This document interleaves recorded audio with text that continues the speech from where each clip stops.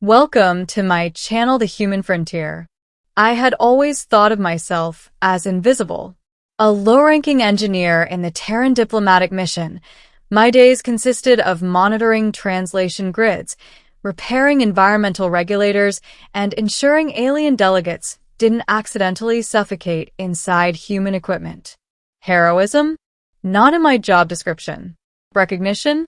Rarely. Embarrassment? Plenty. That changed the moment Valoria's youngest princess decided to humiliate me in front of an entire diplomatic assembly. The Valorian palace was awe-inspiring, a fortress of black stone that drank starlight, towers twisting skyward like frozen waves, etched with luminous runes pulsing softly against the dark sky. The air shimmered with arcane resonance, a blend of quantum manipulation and something humans could barely comprehend. The gathering was meant to celebrate a joint technological exchange. Human engineers and Valorian technocrats were supposed to collaborate peacefully, share data, and maintain decorum. I had arrived early, setting up translation grids near the back of the chamber. Keeping a low profile was my specialty. That is, until she appeared. Princess Lysera. She was notorious across the Empire for her wit, her cruelty, and her uncanny ability to turn any gathering into a display of her superiority. Rumor had it she enjoyed humiliating humans, especially Terran engineers, because, according to her, our species lacked the subtlety to survive in a world of resonance. As she entered the chamber, all heads turned. She wore a gown of deep violet that shimmered with its own energy, a circlet tracing the line of her forehead. Her eyes swept across the room and landed on me. I froze. "You there," she said, her voice soft but deadly, "the one who fiddles with wires and machines. Come forward." I hesitated. The human ambassador beside me whispered, "Just go along. Don't antagonize her." But there was no choice. The princess's eyes commanded it. I stepped forward, heart thudding, conscious of the murmurs and the hum of the arcane resonance in the room.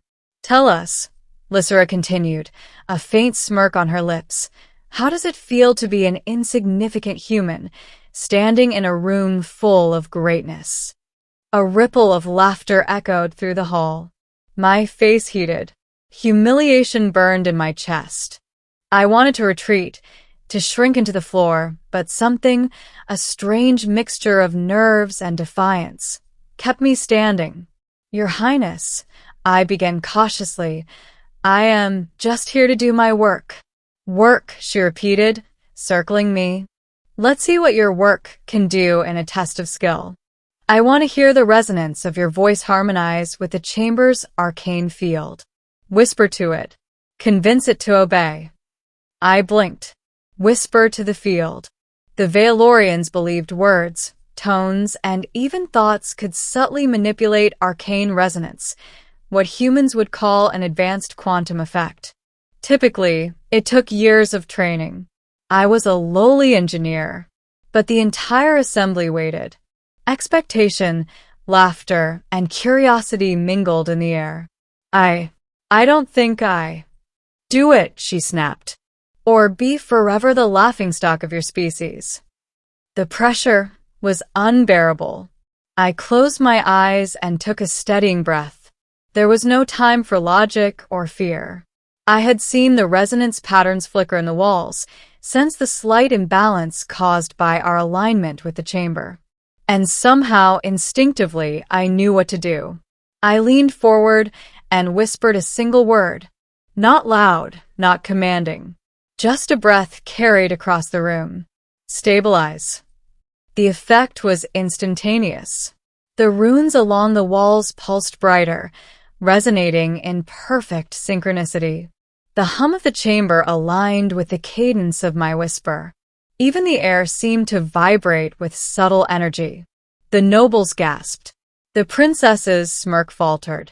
"What?" Lysera whispered, her eyes widening.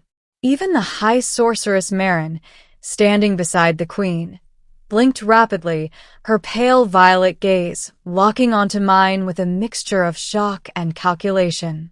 The resonance, one of the Valorian scholars stammered, it has stabilized. Fully. Perfectly. Without training. A stunned silence followed.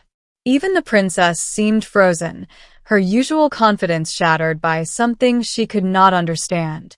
The hall had shifted from mockery to awe in a heartbeat. I opened my eyes slowly, aware that all attention was on me. Every noble, every diplomat, every curious observer held their breath. And Princess Lysera, who had intended to make me the center of ridicule, was now the one speechless. I bowed slightly, almost instinctively. "Thank you, Princess," I said softly, my whisper carrying again, but now calm, measured, reassuring. "Your chamber is magnificent." The tension broke like glass. Murmurs swelled, and a few cautious claps began, spreading throughout the hall. Lysera's face was unreadable, part shock, part anger, part curiosity. After the assembly, I was escorted to a private chamber. Lysera followed silently, her pace hesitant. "You," she began finally, voice low, "you did something no human or Valorian, for that matter, could have done without years of training." "I was lucky," I replied. "I just felt the pattern and responded." Her eyes narrowed. "No, it was more than that. You have intuition. Resonance flows through you naturally. I should have known not to underestimate a Terran." "I don't even understand how I did it," I admitted. "I just reacted." She studied me silently for a long moment. Then, almost imperceptibly, she smiled. "Perhaps you are not so insignificant after all." Word of the event spread quickly. In the weeks that followed, Valorian nobles who had mocked humans now approached me with respect. The princess herself began including me in strategy sessions, initially to observe, but later seeking my input on technical integration of human systems with Valorian resonance fields. And Lysera, she became less hostile. Her interactions remained sharp, witty, and sometimes cruel, but they were tempered with curiosity and, occasionally, reluctant respect. I realized that the whisper, the single word that had changed the chamber, was more than a tool. It was a bridge between species, a demonstration that intelligence, intuition, and courage mattered more than birthright or rank. Months later, during a private training session, Lysera leaned close and said quietly, "You know, I thought I could humiliate you forever. That you'd always be the awkward human trying to keep up." I smirked, testing a small resonance modulation. The room responded with a subtle hum that danced along the walls. "But now," she continued, eyes glinting, "you've made yourself indispensable. And somehow impressive." I laughed softly. "I'm just lucky to be in the right place at the right time." "Lucky," she repeated.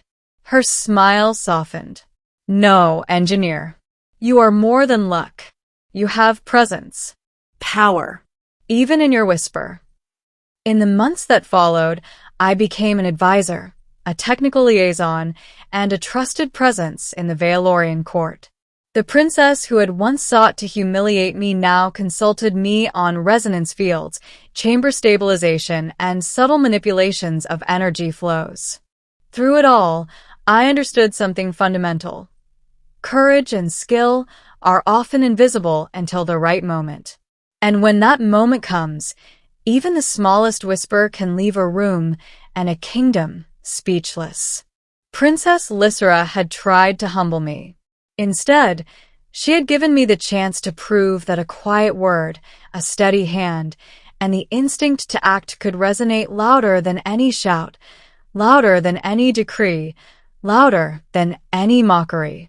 And in that, I found something I had never expected: respect, trust, and perhaps a fragile beginning of friendship, or more, with a princess who had once sought to see me fall.